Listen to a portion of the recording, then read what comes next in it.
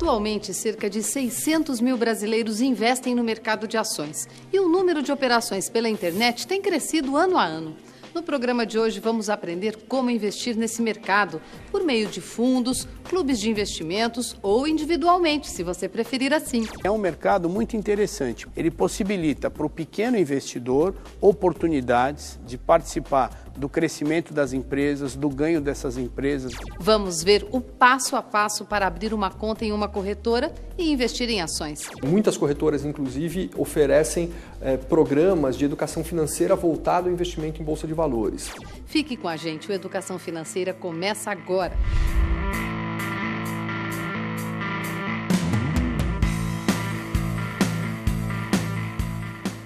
É muito provável que você já tenha sido convidado por alguém para ser sócio de um negócio ou tenha conhecidos que passaram por uma experiência assim. Pensando de um jeito bem objetivo, investir em ações é se tornar sócio de uma empresa. Vamos entender por quê. André é sócio desse bar em São Paulo há 9 anos. É aqui que ele tem investido boa parte do dinheiro e também muito do trabalho dele. A rotina é exaustiva. André chega a se dedicar até 10 horas diariamente. Se precisar trabalhar atrás do balcão do bar, eu vou. Se precisar, de repente, tocar alguma coisa, eu vou também. Se precisar servir uma mesa, eu sirvo também com a bandeja, não tem problema. E com relação à empresa, você tem que ficar de olho. Claro que tem pessoas que cuidam de diversas áreas, eu tenho um gerente administrativo, eu tenho um gerente que cuida do operacional comigo à noite, mas você tem que estar sempre essas pessoas te assessoram e você assessora elas de volta. Quando uma pessoa investe em ações, o seu papel de sócio é muito mais simples. Acionistas entram no negócio como investidores, ou seja, com capital, que é usado para o desenvolvimento da própria empresa. Se tiver sucesso, a empresa se valoriza, assim como as ações dos investidores. O contrário também pode acontecer, empresas e ações desvalorizarem. A grande fatia do seu ganho, na verdade, vem conforme o sucesso da casa. Quanto maior o sucesso da casa, maior o seu ganho no fim do mês. Um outro exemplo é assim, eu vou no supermercado, aí eu tenho a minha cesta de consumo. Aqueles produtos que eu acredito que tenham qualidade, que eu curto comprar para colocar na minha casa, é uma empresa listada em bolsa que os fabrica. Se tem um monte de gente comprando aquele produto, significa o quê? Que essa empresa está vendendo bem, obviamente ela vai ter o quê? Vai ter lucro ao longo do tempo. Então, uma coisa que é fácil é imaginar que a bolsa está mais próxima de você do que você imagina. Por quê? Porque as empresas produzem bens e serviços que você consome, que estão na tua cesta, que estão dentro da tua casa.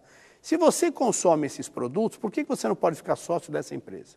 Então, acho que é por aí que a gente tem que imaginar. A Bolsa cria um ambiente regulado, fiscalizado, onde as empresas oferecem as suas ações, os seus valores imobiliários para captar recursos, dando assim a oportunidade do investidor, usando esse mesmo ambiente, adquirir essas ações, comprar esses valores para investir os seus recursos de uma forma adequada. Portanto, a Bolsa ela contribui para o desenvolvimento econômico do país ao ligar famílias poupadoras, que precisam obter rentabilidade em relação à sua poupança e empresas que precisam de recursos para crescer. Portanto, quem investe em Bolsa está contribuindo para o desenvolvimento econômico do país e esse é o papel que a Bolsa desempenha dentro da vida econômica do nosso país. É muito comum imaginar que investir em ações é algo para pessoas de perfil arrojado ou só para quem entende muito de economia. Não é bem assim. Não há pré-requisitos para que o investidor avalie o seu potencial ao decidir por esse mercado. Investimento em ações não é o tipo de investimento para quem quer trocar de carro daqui a 6 meses ou no final de um ano. Tá? Além disso, você deve ter como premissa que a ação é renda variável, portanto as cotações sobem, as cotações descem. É muito normal você ver em um dia ter um ganho de 5%, para no dia seguinte ter uma perda de 5%, mas no final do período o que é importante é que a empresa cresça, suas ações valorizem, ela distribua dividendos e aí sim você ganhar mais do que a média de mercado. Investir em ações não é o mesmo que investir em caderneta de poupança. Não é deixar o dinheiro lá e esquecer e depois ir buscar o dinheiro quando você precisa com a certeza que você tem um pouquinho a mais. Tá? Para investimento em ações, você necessita acompanhar, no mínimo, a vida da sua empresa e os fatores que cercam a sua empresa que podem interferir positivamente ou negativamente. Os investimentos em ações podem ser feitos de diversas maneiras. As mais comuns são por meio de fundos, clubes de investimento ou individualmente. Um fundo de investimento é um investimento coletivo, ou seja, diversos investidores participam dele por meio da compra de cotas. Os fundos são administrados por uma instituição financeira que gerencia a carteira de investimentos do fundo e, para isso, cobra algumas taxas. O que existe de particular nos fundos de investimento em ações é que eles devem investir no mínimo 85% dos seus recursos em ações negociadas na Bolsa de Valores.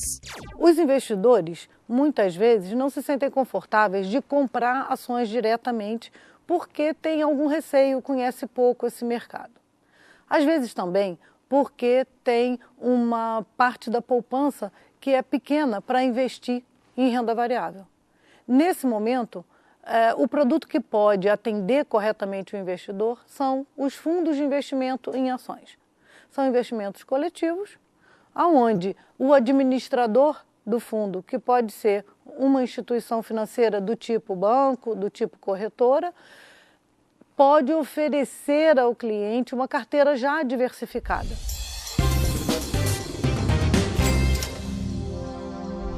Nos últimos 2 anos, qual desses grupos mais cresceu em número de investidores no mercado de ações? Alternativa A, os jovens entre 20 e 30 anos. B, os idosos acima de 66 anos. Ou C, pessoas com idade entre 35 e 50 anos. Agora vamos saber mais sobre os clubes de investimentos e o investimento individual. Antes, vamos à resposta do teste de bolso.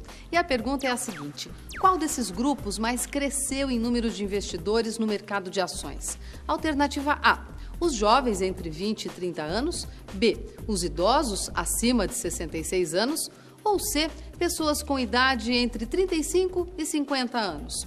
A resposta certa está na letra B, os idosos acima de 66 anos. De abril de 2009 a abril de 2011, o número de investidores dessa faixa etária cresceu 37%, seguido pelas pessoas dos 56 a 65 anos e dos 45 aos 55 anos. Ou seja, a pesquisa deixa claro que investir em ações está muito longe de ser algo que atrai somente os jovens. Há mais de 7 anos, o estudante de Direito Murilo se interessa pelo mercado de ações. Para ele, participar de um clube de investimentos é uma boa maneira de diversificar o portfólio. O clube, ele te dá um aprendizado que é realmente trocar informações com outros investidores, que às vezes têm um pouco mais de experiência do que você e que realmente já estão nesse mercado há um pouco mais de tempo. Embora os clubes de investimento também sejam uma forma de investimento coletivo com a participação por meio de cotas, eles são diferentes dos fundos. Os clubes são menores e mais flexíveis e devem ser formados por pessoas que se conhecem e têm um objetivo de investimento em comum. O limite mínimo que a carteira do clube precisa ter em ações é de 51%. Os clubes devem ter um administrador, representantes e reuniões onde os cotistas decidem a política de investimentos. Hoje, no Brasil, há cerca de 3.000 clubes com pouco mais de 130.000 cotistas e patrimônio de aproximadamente 11 bilhões de reais. O clube de investimento ele é muito bom para o investidor iniciante. Para aquele investidor que quer participar de reuniões, participar de discussões e ter ingerência naquilo que o clube vai fazer, que ativos comprar, que ativos vender. São muitas pessoas buscando muitas informações, é melhor do que só você ou só eu buscando informações do mercado financeiro. A gente tem só 2 olhos, a gente não vai conseguir ver todas as informações que estão se passando. Os investidores individuais preferem decidir diretamente pela compra das ações de sua carteira. Investir individualmente, ter a carteira própria, não necessariamente significa investir sozinho, ou seja, você está num bote no meio do mar com um remo. Na verdade, a sua corretora tem a obrigação de te municiar de informações. O segredo aqui para evitar grandes riscos é vir pouco a pouco, com pequenas quantias ao longo do tempo. Tendo a visão de longo prazo e investindo pequenas quantias, você vai diminuir muito os riscos. O primeiro passo para investir diretamente em ações é abrir uma conta em uma corretora, que vai intermediar as operações do investidor na Bolsa de Valores, enviando as ordens de compra e venda. As ações compradas pelo investidor ficam guardadas em uma conta aberta pela corretora em nome dele, chamada conta de custódia. Essa conta é semelhante a uma conta corrente, mas em vez de guardar dinheiro, guarda ações. Além disso, a conta de custódia sempre é replicada no departamento de custódia da BMF Bovespa. Existem corretoras para todos os tipos de investidores. Existem corretoras mais voltadas a varejo, existem corretoras mais voltadas a grandes investidores, existem corretoras mais voltadas a derivativos, por exemplo.